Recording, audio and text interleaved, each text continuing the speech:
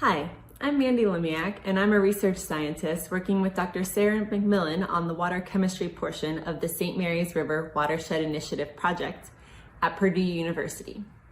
Welcome to part 2 of our videos, where I'll tell you a little bit about our preliminary results and what they could mean for the environment and local producers. Part 1 was a separate video where I took you on a virtual field day and showed you some of the field and lab procedures we're doing on this project. As a quick overview, we're now in year 3 of data collection for water quality samples on this project. You might wonder why we're studying in the St. Marys Watershed. As you can see on the map, the St. Marys River is one major portion of Indiana's contribution to the Western Lake Erie Basin, as it joins the St. Joseph and Maumee rivers. It spans through 3 counties in Indiana: Adams, Allen, and Wells counties. This project is looking to characterize how farm management practices affect ecosystems, soil, and water quality by utilizing education and outreach in the area. For water quality, we're focusing on a few major factors: nitrogen, phosphorus, suspended sediment, and E. coli. These are important water quality factors as they directly affect local stream health and habitat, but also contribute downstream where Lake Erie faces issues of eutrophication and harmful algal blooms. We sample from 12 stream segments and 12 tile outlets in the area on the map. 6 each from the Nicholson Creek and the Weber-Gerke ditches. We sample monthly from April to October at the minimum. Usually we try to extend this to all year round as long as the weather can permit it. The USGS has recently installed gauges at 2 of our sites, 1 on each of our streams. So we now have an extensive timeline of stream discharge. And in conjunction with that, we've installed 2 auto samplers that take daily samples. This allows us to more closely examine storm patterns. When looking at nutrient concentrations in tiles and streams using our monthly sampling visits, we notice similarities between Nicholson and Weber and Gerke. One key factor is the difference between tiles and streams. Tiles generally have a higher nitrate concentration since they're directly draining ag fields, which often have fertilizer application.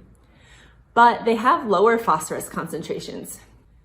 These data were collected during our monthly sampling, which covers a range of levels of flow. We're then using statistical models to help us identify any patterns and controls. So what's the takeaway here? The good news is the majority of our samples are showing concentrations below water quality target values. However, these are really complex systems, and while we're learning a great deal about the variability over the annual cycle, we're excited to connect these data with more detailed monitoring we recently started through our partnership with the USGS. Together, the 2 data sets will give us a much fuller picture of what's really driving water quality in these streams. As I mentioned, the USGS partnered with us on this project to install 2 gauges near the outlets on each of our study watersheds. This has allowed us to have a record of discharge starting in August of 2018 with much greater detail than our monthly sampling trips can provide. And we've installed auto samplers to take water samples daily so that we can capture rapid changes in concentration as a function of that stream discharge. We'll look first at the Gerke-Weber ditch USGS streamflow data, along with our auto sampler water quality data. Note, this is a small watershed. This only drains approximately 2.6 square miles to where the gauge is located, which is why we see a quick rise in stream flow when it rains. We also see in the top graph that nitrate is the dominating factor in the nitrogen story. Ammonia concentrations are consistently very low. We also see that total phosphorus shows a bit more variability than soluble reactive phosphorus. So we're now going to zoom in on this yellow area where we see a really wet period during the spring of 2019.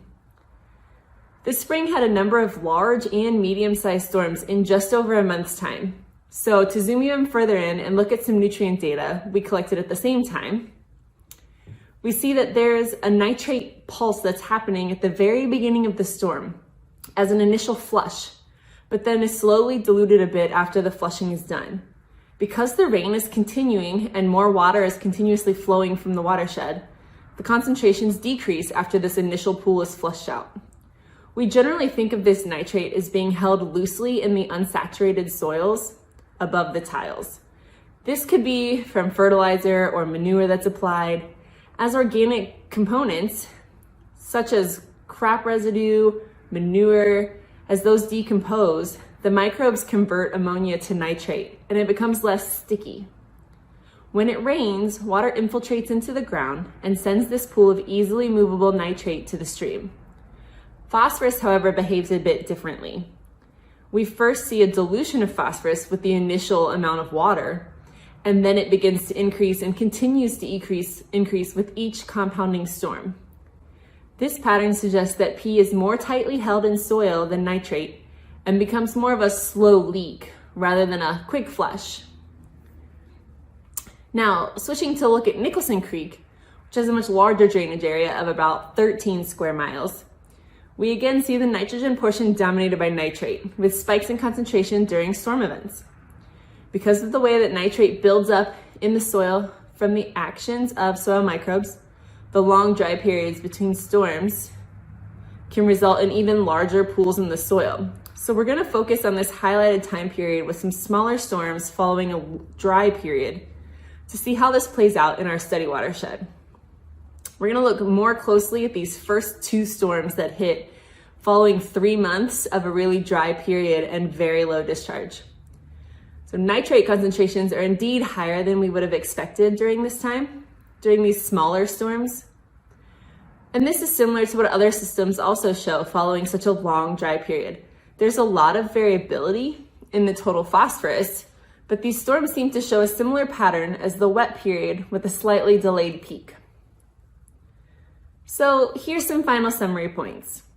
There are no major differences between Nicholson Creek and Weber and Gerke ditches. Monthly grab samples we've been taking are indicating nutrient concentrations below target levels. Loss during storms is a major contributor to nutrient loads, especially the nitrate. So moving forward, we plan to use watershed modeling to connect conservation practices to nutrient loading. So thanks for joining me for part 2 of our video. I hope that this has taught you a little bit about what we've been doing and how all this information is going to help improve management in the system. And we'll see you in our next video.